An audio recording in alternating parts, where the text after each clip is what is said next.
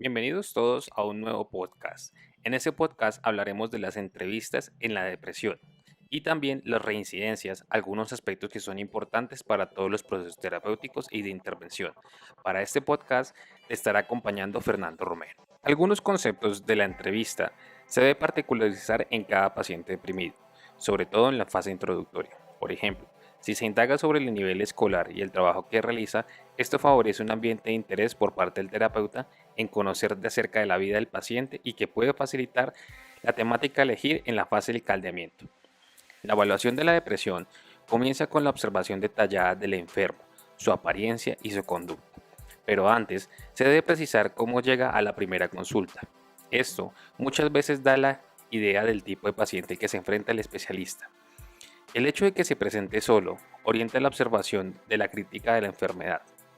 Aunque se debe corroborar posteriormente, el paciente se siente enfermo y necesita además buscar una ayuda profesional. Si se entrega una remisión de un médico de asistencia primaria o incluso de un especialista de psiquiatría u otra especialidad independiente de los datos, se debe establecer un minucioso interrogatorio con sus padecimientos. Hay que recordar que el paciente con depresión necesita ser oído, atendido y sentirse comprendido. En la primera consulta, es necesario valorar los recursos psicológicos e intelectuales con que cuenta el paciente para cada uno de sus abordajes. Es poder aumentar o disminuir el nivel de análisis, o simplificarlo para hacerlo más complejo. Busca su ajusta medida para que sea entendido y apropiadamente el objetivo del tratamiento. El primer encuentro es crucial, por muchos motivos. Primero, se busca la confianza del paciente, exponiéndole que su estado es temporal y que mejorará sus síntomas que están muy relacionados con su estado de ánimo. De esta misma manera, el paciente trata de reponer su síntoma y es la impresión que se le llega a dar. En la exploración clínica de psiquiatría existe un aspecto importante, la valoración de la movilización afectiva. La persona con una depresión más grave ha perdido esta capacidad y es necesario conocer el grado de esta pérdida. ¿Qué se puede hacer entonces? Un buen recordatorio es entonces tener claro que la psiquiatría es una ciencia, tiene mucho arte y de parte de quien la ejerza. Cómo se dicen las cosas y en qué momento se dice son dos aspectos importantísimos y desde luego no todo especialista le da bien una broma o en medio de la consulta con un paciente deprimido. A continuación, te voy a plantear algunas preguntas que son importantes que tengas en cuenta al momento de plantear una entrevista con un paciente deprimido. Aunque parezca muy simple, conociendo los aspectos de datos generales del paciente podemos tener bastante información. ¿Cuál es su nombre completo? ¿Qué edad tiene? ¿Cuál es la dirección de su casa? ¿Con quién vive? ¿Tiene hijos? ¿Cuántos hijos tiene? ¿Cómo se llama? ¿Cómo le dicen a usted en su casa? Esta última pregunta aboca tanto en su intimidad, aunque también puede ser en la parte familiar o de amigos. ¿Qué enfermedades padece usted? ¿Qué tratamiento lleva para estas enfermedades? ¿Le han realizado alguna intervención quirúrgica? ¿Cuáles? ¿Recuerda las fechas en las cuales estuvo en un salón de operación, si tuvo operaciones? ¿Se encuentra laborando? ¿Qué trabajaba usted o en qué trabaja? ¿A qué se dedican sus ratos libres? ¿Cuáles son las actividades que más le gustan? Recordando que en una ocasión un paciente cuando se realizó todo este proceso, no momento de hacer las preguntas le interesaba, doctor, ¿y todas estas preguntas? Hay que hacerle una pregunta muy tranquilo y decirle, ¿te molestan las preguntas? Pensé en un momento que sí existían algunos elementos paranoides, pero no. Esto es una conducta de protección ante las situaciones comunes en las personas con depresión. Desde luego de las preguntas realizadas se pueden sacar algunas conclusiones. Tampoco se puede caer en el terreno de la ingenuidad.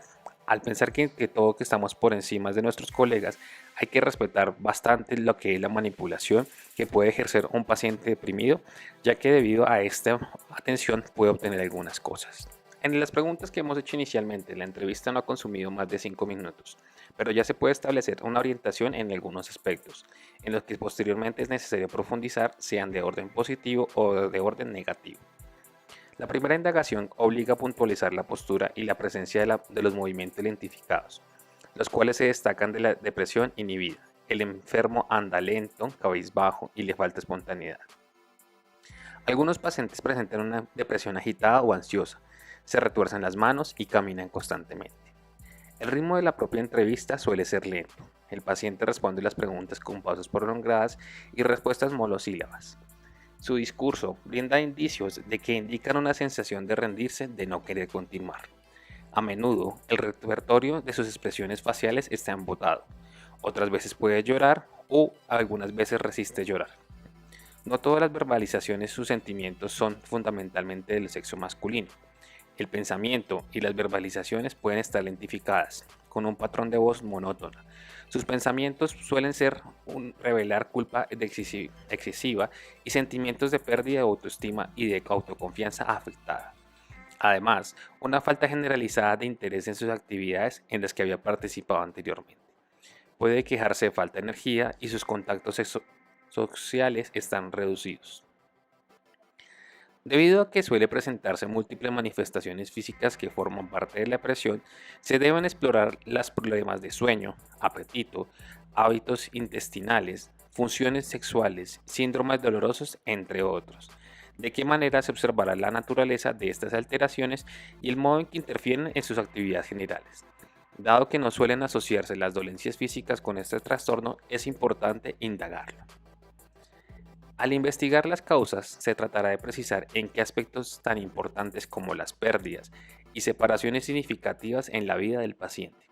A menudo, la muerte o la separación de un ser querido puede conllevar a una depresión. Asimismo, después de una pérdida significativa, la aparición del síndrome depresivo suele demorarse. Se deben explorar fenómenos de aniversario, es decir, la depresión que sobreviene durante el aniversario de una pérdida importante. Al entrevistar a un paciente deprimido, se debe adoptar un papel activo. Le anima a verbalizar lo que está experimentando, sintoniza su dolor y su angustia mental. Aquí no suele serles útiles los silencios prolongados y no deben fomentarse. En ocasiones, el terapeuta evita hacer preguntas acerca del suicidio de un paciente deprimido, por medio de ofenderle o imbuirle en un tema que quizás no ha tenido en cuenta. Por el contrario, las preguntas relacionadas con dicho tema constituyen un alivio para el paciente. En este caso, es esencial averiguar la clase de pensamientos que ha tenido, si alguna vez ha actuado impulsivamente por tales pensamientos, qué planes alberga actualmente y qué le ha impedido llevarlo a cabo. Ante estas cuestiones se lleva un juicio clínico acerca del peligro inminente que presenta el paciente y si se aprende de todo lo que se ha manifestado sobre el suicidio que tiene el paciente en concreto sobre sus ideas. No sería ocioso recordar algunos aspectos vinculados con la depresión para no hacerlos muy extensivos, vamos a relacionar los siguientes. No en pocas ocasiones en que resulta fácil establecer un diagnóstico preciso de depresión, se deben descartar otras entidades psicopatológicas. Los psicofármacos antidepresivos son efectivos en el tratamiento de la depresión en todos sus grados de severidad, incluyendo a pacientes con enfermedades orgánicas concomitantes. La diferencia fundamental entre los diagnósticos de depresión radica en los tratamientos o efectos secundarios. No suspender los antidepresivos antes de 4 o 6 semanas de administración, planteando su ineficacia. Tras su primer episodio de depresión mayor, con una recuperación sintomática completa, se recomienda mantener el antidepresivo. Es discutible si una dosis integral o una dosis baja con mantenimiento durante 6 a 12 meses. La psicoterapia es imprescindible como elementos de complemento a los antidepresivos. Algunos temas quedan como interrogantes hasta cierto punto, la base de una polémica que se tratará de elucidar en el transcurso de la exposición que hemos hablado durante nuestros podcasts de la depresión. Es necesario que tengan un entrenamiento no solo teórico, sino además prácticos. Aquellos colegios que comienzan a desarrollar las especialidades de la psiquiatría y psicología y otras afines con el objetivo de lograr un adecuado aprendizaje del difícil arte de una entrevista con una persona que ha sufrido un tratamiento o un estado de depresión. Al hablar de las respuestas o remisiones parciales o remisiones completas, se debe entender que inicia la remisión parcial como consecuencia de un tratamiento. Típicamente se define como una disminución de más del 50% de base en una escala estandarizada. Por tanto, tiene sentido establecer esta categoría porque puede llevar al profesional a no aumentar la dosis terapéutica, si responde correctamente o positivamente al tratamiento, o al no instalarlo, si la remisión parcial se presentó espontáneamente. Se denomina remisión parcial al periodo en que se observa una mejoría importante, pero persiste algo más de los síntomas mínimos. La remisión parcial puede ser espontánea o debida a algún tratamiento. La remisión completa es el periodo en el que el paciente está asintomático, teniendo en cuenta que esto no implica una ausencia total de tratamientos.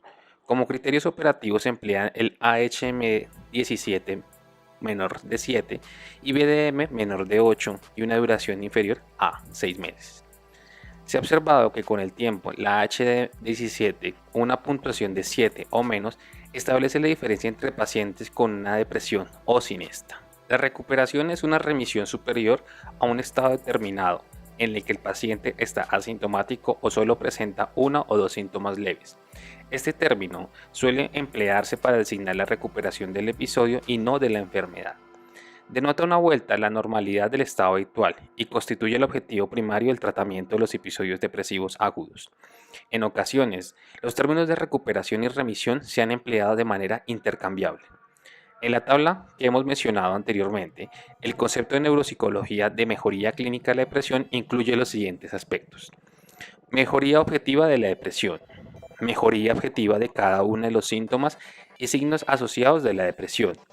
Bienestar físico y conductual completos. Funcionamiento social y lo más elevado posible. Prevención de las recaídas y recurrencias.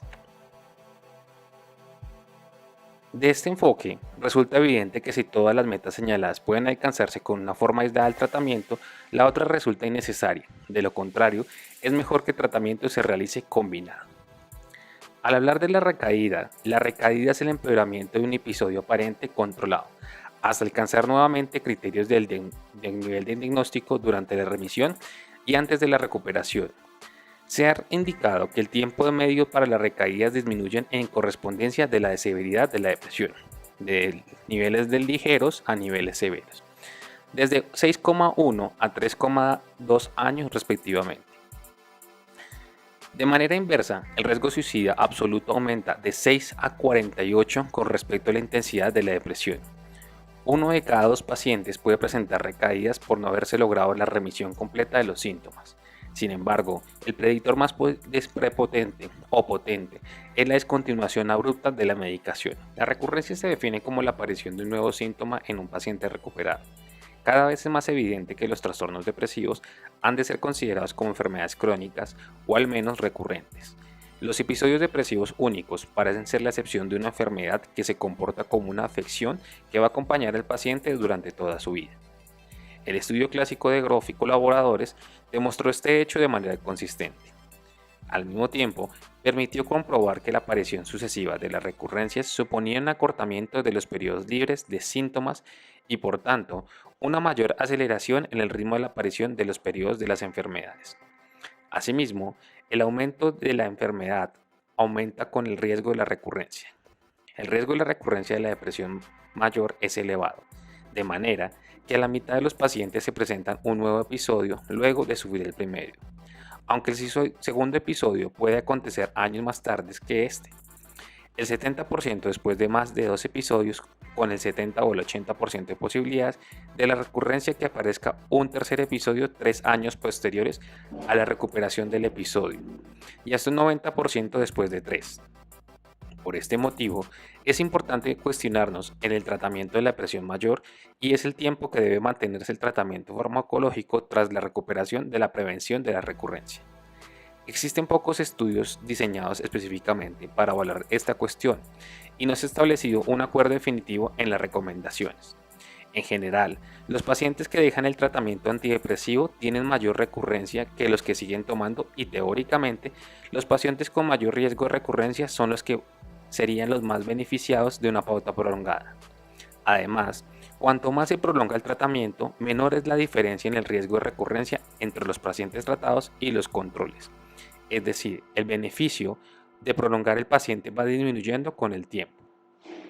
El ajuste del tiempo de una duración del tratamiento tras la recuperación es el resto de cuestión. Estadísticamente, en la depresión no tratada, al cabo de 2 años, el 65% de los pacientes se han recuperado y del 20 al 25% presentan un cuadro de distimia, entre el 5 al 10% permanecen deprimidos. La depresión en la comunidad remite y recurre a la frecuencia de remisión que puede conducir a los clínicos a subestimar la probabilidad de recaídas. Hemos llegado al final de nuestro podcast. Te agradecemos que hayas tomado el tiempo para escuchar toda nuestra información hasta el momento final. No olvides dejar la campanilla activada para recibir las notificaciones de cada video que subimos semana a semana. Para ese podcast te acompañó Fernando Romero. No olvides dejar todos tus comentarios en la caja, ya que son de gritar importancia para seguir creando nuevas temáticas y además también para seguir mejorando nuestros videos. Nos veremos en una próxima ocasión. Hasta luego.